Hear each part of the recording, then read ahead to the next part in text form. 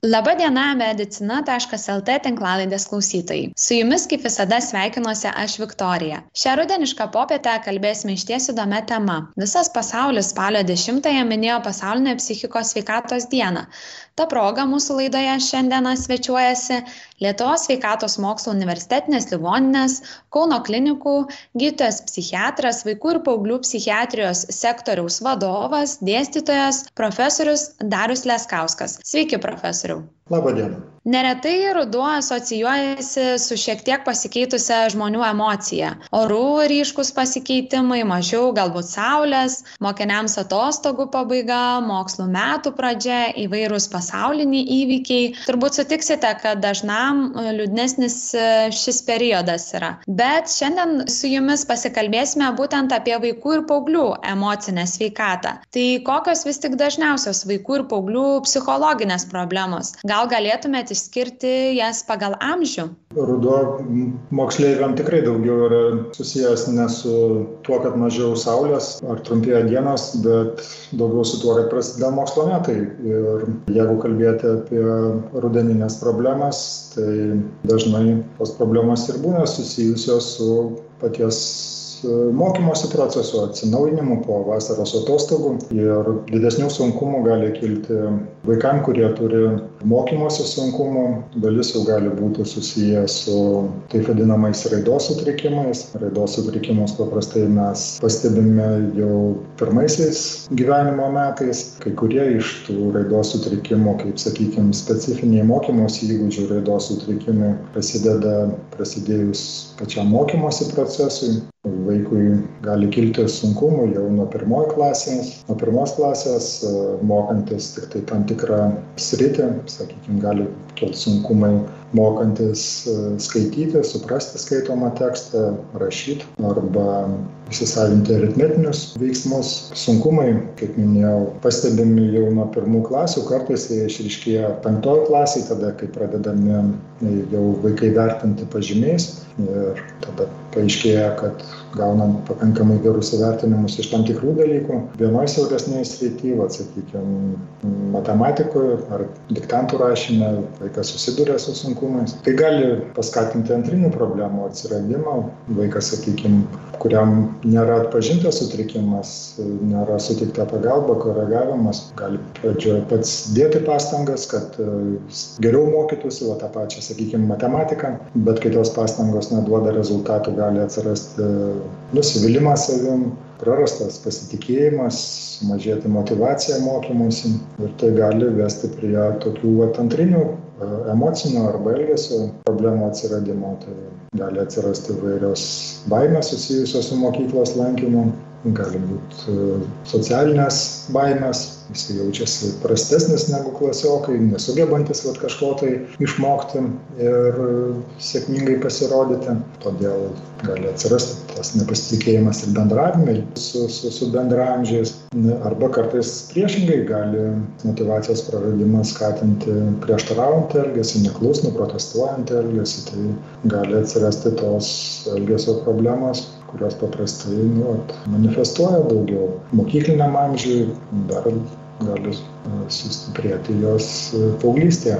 Tokį kaip veiksnį vis įvardijate, ar ne, mokyklą, mokslo metų prasidėjimą, bet ar dar yra kažkokių tai veiksnių, kurie galbūt galėtų sąlygoti vaikų psichinius sutrikimus ar emocijas? Be abejo, mokyklą gal paminėjau todėl, kad kalbame rudenį, ne taip senai prasidėjo mokslo metai, ir dabar tenka susidurti daugiau su tais vaikais, kuriems kyla problemas mokymasi, bet tom pačiom problemom atsirasti be abejo reikšmės turi ir kiti veiksniai, tai ir biologiniai veiksniai, ir psichologiniai, socialiniai. Tai iš tų biologinių veiksnių, vėlgi, kalbant apie raidos sutrikimus, tai gali būti kažkokie tai įgimti galvos smegenų formavimosi įtakojantis veiksniai, genetiniai, ankstyvais vystymosi metais patirtos traumos, persirgtos ligos, bet taip pat svarbus ir kiti socialiniai veiksniai. Tai pirmoji eilėje tai artimiausia socialinė aplinka, šeima.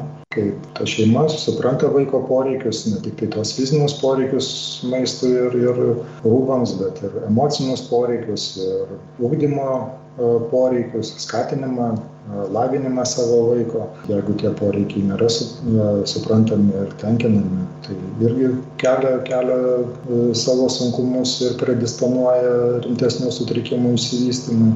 Tai gali būti ir netinkamas tėvų elgesys, kartais gali būti priešingybės ar nesugebėjimas nustatyti tam tikrų ribų vaiko elgesiui, pavojingų elgesiui. Dabar daug ir žiniasklaidoje kalbama apie psichoaktyvių medžiagų vartojimą, sakykime. Tai visi tėvai sugeba nustatyti tas ribas elgesiui ir apsaugoti nuo įsitraukimo į tokį rizikingą elgesį. Kartais tai gali būti priešingai, labai grubus elgesys, emocinis smurtavimas prieš vaiką, kelimas nerealistiškų reikalavimų jam, kas irgi gali žeisti jo psichologinį vystymąsi ir skatinti tiek emocinių sutrikimų ir elgesio sutrikimų vystymąsi. Ir kai kurie vaiko asmeniniai, psichologiniai bruožai, sakykime, įgimtas temperamentas, vaikų hiperaktyvumas, sakykime, irgi gali predisponuoti kitų problemų atsiradimo. Tokie vaikai dėl savo temperamentos sunkiau gali išlaikyti dėmesį, atlikti iki galo užduotis, kurios jiems skiriamos, yra impulsyvesni, dažniau įsivelia kažkokius konfliktus ar pavojingus poelgius neapgalvodami apie pasekmes. Tokie vaikai dažniau sulaukia kritikos iš aplinkinių ir tai irgi gali predisponuoti antrinių problemų atsiradimui irgi nepasitikėjimui savimi ar priešingai protestuojančiam elgesiui. Tai užsiminėte tarsi apie psichoaktyvių medžiagų vartojimą ir tikrai spaudoje vis daugiau antraščių apie paauglius vartojančius elektroninės cigaretes ir atrodo jų amžius vis jaunėja. Kokias vis tik tendencijas jūs pastebite? Ar daugėja tų paauglių, ar pacientų tarpe jų yra netiek daug? Aš jau keli metai pastebiu, kad daugėja mūsų bent jau pacientų tarpe tų, kurie vartoja psichoaktyvias medžiagas. Jau ko gero 20 metų, kai mes kiekvieną antradienį su kolegomis renkamės ir aptariam savo gydomus pacientus. Tai galiu prisiminti dar prieš gerą 10 metų, kai mūsų aptarimų pacientų gal būdavo vienas kitas turintis problemų dėl psichoaktyvių medžiagų piktnaudžiavimo. Dabar jau ko gero jie sudaro, jeigu ne pusę, tai ženklę dalį mūsų pacientų. Deja, auga prieinamumas jaunesnio amžiaus vaikam ir paaugliam, ir tai gan pavojingos tendencijos, mano nuomone. Kaip manote, kodėl būtent vaikai, paaugliai taip įninka į šias priklausomybės, ar dėl jūsų minėto prieinamumo, ar vis tik čia mados reikalas ir kaip tai veikia jų psichinę sveikatą? Manau, kad abu dalykai, be abejo, tai gali būti ir smalsumas, tai gali būti ir elgesio mėgdžiojimas ar atkartojimas, sakykime, ar tai būtų savo tėvų elgesio ar vyresnių vaikų, paauglių, kurie neretai yra nuo tokių pavyzdžių elgesio. Negalima atmesti ir pačių tų medžiagų poveikio, jos teikia tam tikrą malonumą, pasitenkinimą. Susideda visi šitie įvairūs veiksniai ir stabdžių mažėjimas, taip, nepakankama, sakykime, tėvų kontrolė ar gebėjimas nustatyti tas saugias ribas ir didesnė pasiūla, ypatingai, sakykime, ir internetu ateinantis pasiūlymai įsigyti tas medžiagas vartoti, tai didina. O kokios pasekmės, tai turi poveikį.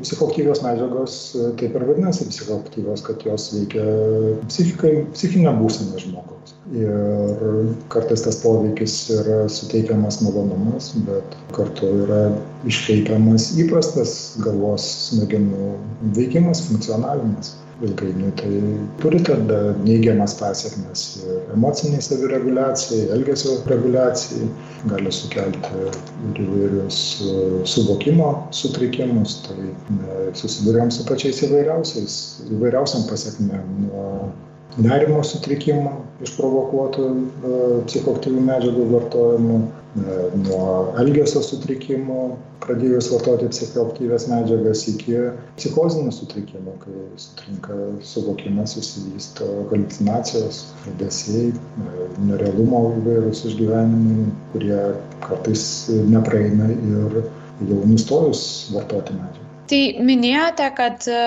įvairios psichologinės būsenos persipina viena su kita ir tikrai daug veiksnių gali lemti jų atsiradimą.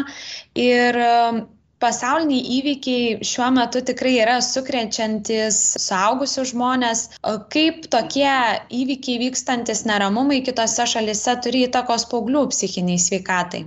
Aš manau, kad tai turi didžiulį poveikį tiem paaugliam ir vaikam, kurie gyvena tose šalyse. Mums irgi tenka susidurti su kai kuriais iš tų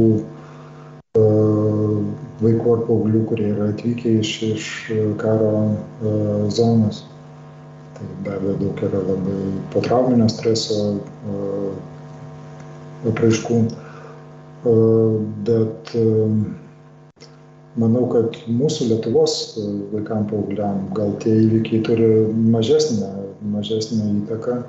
Vis dėlto didesnį įtaką turi ta artimoji socialinė aplinka, šeima, mokykla, bendraamžių ratas. Ir jeigu jame viskas klostosi pakankamai sėkmingai, tai veikia kaip tam tikra apsaugos zona, buferis tų globalių išorinių įvykių. Teko galbūt daugiau stebėti pasekmes COVID pandemijos metu vykusių pokyčių. Tai ir pačios infekcijos keliamos grėsmės, bet taip pat ir tų apribojimų, kurie pakeitė įprastą gyvenimo būdą vaikam ir paaugliam, padidino tą socialinę izoliaciją. Tai viena banga tų problemų buvo prasidėjus apribojimams, nemažesnė banga buvo pasibaigus apribojimam, kai reikėjo vėl grįžti į įprastą gyvenimo būdą, vėl į kontaktinį mokymąsi, vėl į platesnę socialinę aplinką. Vėlgi nemaža dalis paauglių reagavo į tai sustiprėjimą arba išsivystymų naujų socialinio bendravimo sunkumų, elgesio problemų, mokymosi sunkumų.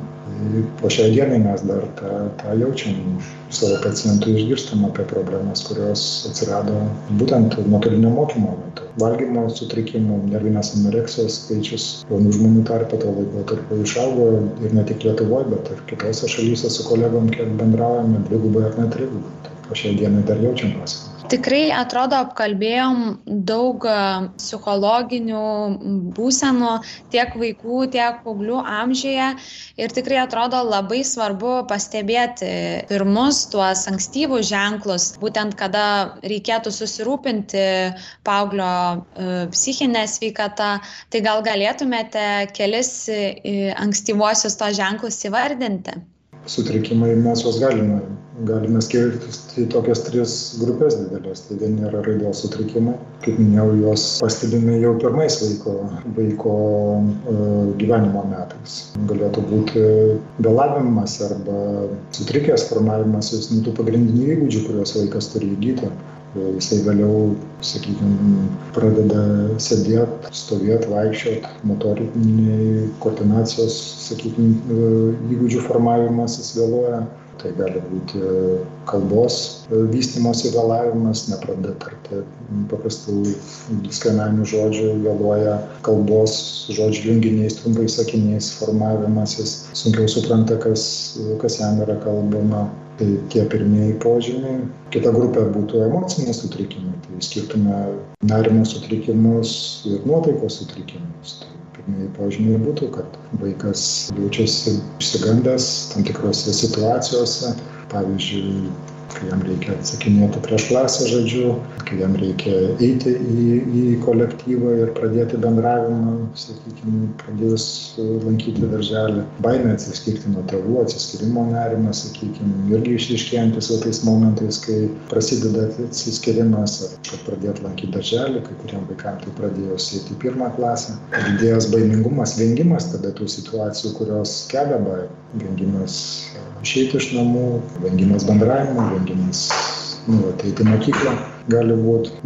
O 3 grupė galime vadinti elgesio sutrikimus. Tai šitiems sutrikimam pirmieji požymiai būna nuolatinis, prieštaraujantis, neklusnus elgesys, reikalavimas savo dėmesio, pavadinimo negatyviaus dėmesio, netinkamo elgesio, bet tai gali būti sunkesnės elgesio sutrikimo apraiškos, kaip žiaurus elgesys su kitais vaikais arba gyvūnais, tai gali būti nuolatinis konfliktų provokavimas, muštynių provokavimas, nuolatinis melavimas, manipuliatyvus elgesys. Būtų tie pirmieji požymiai, kurie turėtų sukelti susirūpinimą. Kiek žinau, yra tam tikros indikacijos, kada reikėtų skubiai kreiptis į vaikų ir paauglių gydytoją psichiatrą. Tai gal galite jas priminti, galbūt yra tokių pacientų, kurie galėtų palaukti vis tik ambulatorinės konsultacijos? Daug problemų kyla, kad tėvai vengia ir planiškai ambulatoriškai kreiptis į specialistus. Vis dar išlieka dėja ir Lietuvoje tas stigmatizavimas psichiatrijos ir kartais visai nepagrįstos baimės susijusios dėl kažkokių tai socialinių pasekmių ir vengiama kreiptis arba kartais pripažinti tiesiog esamą problemą ilgą laiką ir kreipiamasi, kai problema jau būna gerokai įsisenėjusi. Sakykime, kad yra apie valgymo sutrikimus kalbėjome, tai kartais atvyksta gydytis, kai jau ta liga būna įsisenėjusi, trunka metus ar daugiau, ir tada be abejo ir gydymas yra daug sunkesnis, kai liga jau yra įgijusi lėtinė. Manyčiau, kad nereikėtų atidėlioti nei su viena iš tų problemų, o jeigu jūs kalbate jau apie tą neatidėliotiną skubę pagalbą, kuri reikalinga, dažniausiai kalbame apie 3 rūšių situacijas. Tai savižudybės rizika, jeigu yra užsakomas aiškus ketinimas nusižudyti, jisai jau suplanuojamas ir turimos priemonės tą padaryti. Jį reikėtų galbūt atskirti nuo šiaip turimų minčių apie savižudybę, nes tokių minčių turi daug paauglystės, paauglių, bet dažniausiai tai nėra susiję su mano minėtu konkrečių planavimų, turėjimų priemonių. Reikėtų atskirti nuo save žalojančio elgesio, kuris dabar yra labai paplitęs. Ir neretai irgi jisai net neturi tos intencijos nutraukti savo gyvenimą. Daugiau yra skirtas kažkokiam tai negatyviom emocijom išreikšti. Kita iš tų 3 situacijų tai yra staigiai sutrikęs suvokimas aplinkos. Tai jeigu vaikas pradeda išsakyti regos, klausos haliucinacijos, elgtis kažkaip tai dezorganizuotai, jam sunku būna, tada gali būti rišliai išreikšti, ką jisai išgyvena viduj, motyvai jo elgesio yra. Tai tada galime įtarti ūmią psichozę išsivysčiusią, kartais tai gali būti psichikos ligos rezultatas, kartais tai gali būti susiję, sakykime, su taip vadinamom deliriniam būsenom. Mažesnis vaikas karščiuodamas, sakykime, kartais patiria tokią būseną, kai jam vaidenasi, jisai būna dezorientuotas, net vietoj nesupranta, kur yra, kas aplink darosi. Tokios ūmios psichozinės būsenos, kurios pavojingos tuo, kad gali provokuoti neprognozuojamą pavojingą elgesį. Trečia situacija - agresyvus elgesys. Kartais tas elgesys būna sunkiai sukontroliuojamas rinkiniu. Jeigu tas agresyvus elgesys yra keliantis grėsmę pačio vaiko ar paauglio sveikatai, gyvybei arba šalia jo esančio, tai irgi gali būti priežastim kreiptis skubiai pagalbą. Tiesa, vėlgi čia reikėtų diferencijuoti nuo tiesiog nusikalstamo elgesio. Tas jaunuolis, sakykime, kelia grėsmę kitiem darydamas nusikaltimus ir be abejo jau yra ne medicinė problema, bet teisinė problema ir tada reikalingas, ko gero, policijos ar kitų institucijų įsikišimas. Neretai sakėte, kad tėvai linkę yra uždelsti kreiptis pas specialistus, bet gal patys specialistai gali pastebėti ar ne tam tikrus pokyčius vaiko elgsenoj, būtent šeimos gydytojai, nes jie vieni iš dažniausiai mato pacientų pas save kabinete profilaktinių patikrinimo metu. Tai galbūt pabaigai galėtumėte svarbiausius kokius patarimus kitų specialybių gydytojams bei šeimos gydytojams įvardinti. Aš labai džiaugiuosi, kad jau keletą metų vaikų psichiatrija yra įtraukta į medicinos gydytojų ruošimo procesą. Dėstome vaikų ligų cikle 3 dienas vaikų psichiatrija, tos dažniausios sutrikimus, įvertinimo principus, gydymo principus. Tai aš tikiuosi, kad sakykime, nauja karta gydytojų tikrai ateina išmanydami tuos galimus sutrikimus ir žinantis, kaip juos atpažinti, kaip atkreipti dėmesį. Tiem, kurie susiduria su raidos, emociniais ar elgesio sutrikimais, bet norėtų daugiau apie tai sužinoti, mes organizuojam universitete psichiatrijos klinikoje ir kvalifikacijos kėlimo kursus, tai aš pakviešiu tiesiog sudalyvauti juose. Yra tie kursai, kurie skirti būtent aktualiems vaikų ir paauglių psichikos sveikatos klausimams, nes 2-3 patarimų aš tikrai neturiu. Vaikam ir paaugliam gali būti būdingas visas spektras įvairiausių raidos, emocinių, elgesio sutrikimų. Sunku duoti vieną ar kitą trumpą patarimą. Tai ačiū mūsų laidos svečiui, kad sutiko pasidalinti įžvalgomis, savo darbo patirtimi ir tikiuosi, kad tikrai sulauksim specialistų, kurie norės labiau įsigilinti ir pasidomėti būtent vaikų ir paauglių psichikos sutrikimais. Dar kartą noriu padėkoti mūsų svečiui, o klausytojams linkiu su rudeniniais lapais nepamesti savo nuotaikos ir susitikti kitoj tinklalaidėj. Viso gero.